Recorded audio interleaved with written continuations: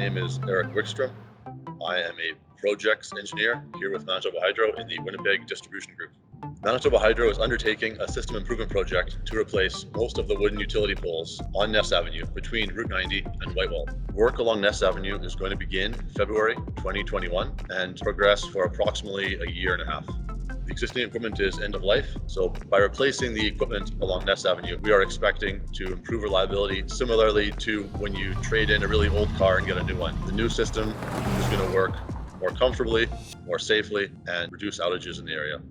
In the short term, there's going to be some lane closures as we work around the existing utility poles. So the reason we need lane closures is because the existing utility poles are close to the travel portion of the laneway, and our bucket trucks require a large footprint to operate safely.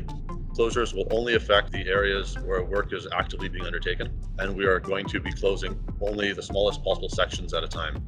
Completing the Ness project will improve reliability and reduce pole fires because pole fires are caused by accumulation of pollution. I have here an existing insulator. This is a porcelain cap and pin type insulator, and the new system is going to use polymer insulators similar to this one. These insulators have better insulation value and also repel water and pollution better. The reason that these kinds of system improvement projects take a long time is because we keep the power on as we work.